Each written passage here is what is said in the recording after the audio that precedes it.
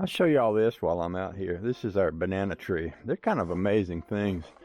These things don't grow up in Maine. These die off in the winter. And this one, it got below freezing and the frost killed all the leaves. But then it warmed up and it's been rainy and warm. And it's got new shoots coming up on it. You can see those green shoots. Usually in January I cut this thing down and then in spring it comes back up. But with all these new shoots on it, I think what I'll do is after this dries out, I wouldn't want to do it while it's wet or it's been raining. But after this dries out, I'll go in here and I'll cut off the dead part and we'll just see how much of that grows before it gets cold enough to kill it off again. What I'm thinking about doing is, you know, when this gets dormant, digging up these little sprouts. You can see there's, I planted one plant and they spread into a whole bunch of plants, kind of like hostas or something like that. But what I'll do is maybe dig these up and I might plant some of these down the property line over here.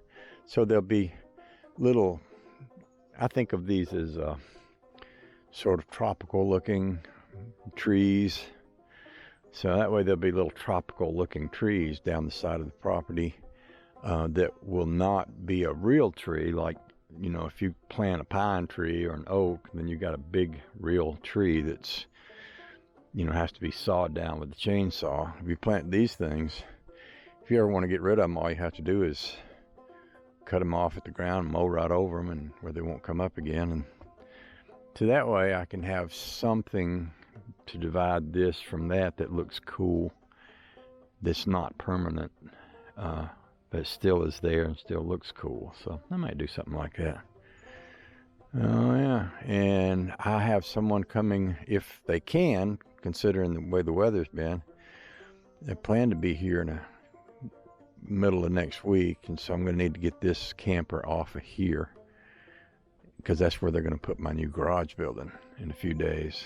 So yeah, things to do around here and keep me busy, keep me from getting bored. Oh, see, I need to wash that too. That's what happens. You have to keep on top of things. Yep, sure do.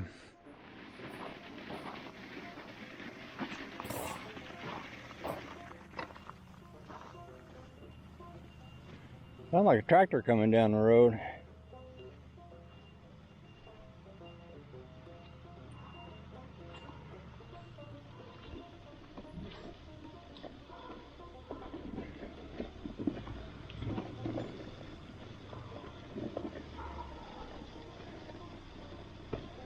Oh, there's somebody over there.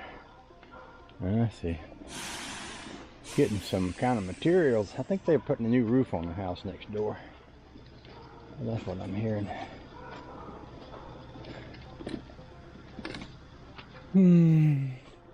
There's a tractor. My tractor's sitting up there for now. I've got to change that back tire on the right side. Change it or fix it. I was thinking I'll go up there one day, take a tire off, bring it down here, get it off the rim. It's a big old tire, but I was watching on YouTube, there's a fella right there who's got one. He's pulled it off the rim and he's changing it.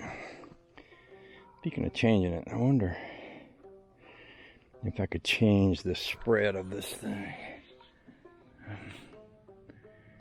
So it's sitting on 5 now. It seems like all of the stuff is coming out right under it. I'd like for it to go out a little further.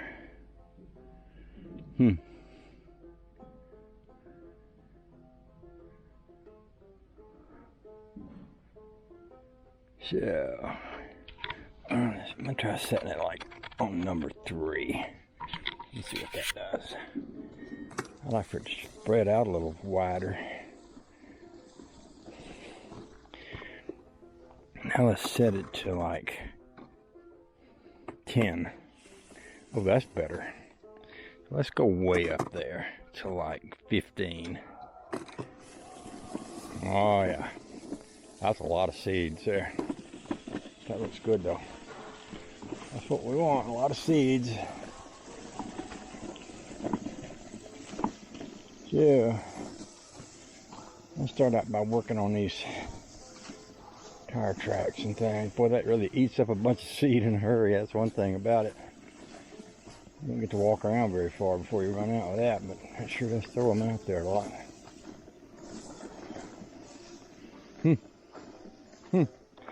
Guess I need to take that into consideration too. Oh, and here's a nice little tire rut we could smush down while it's wet. Probably could get me a rake and do some of this stuff too.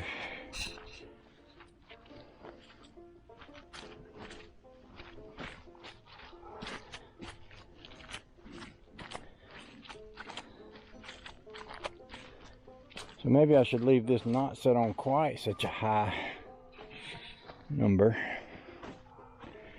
Bring that back down to, I think I had it about 7 before, so go back down to about 7. Run through that rut over there. I just smushed down a little bit. Yeah, like that.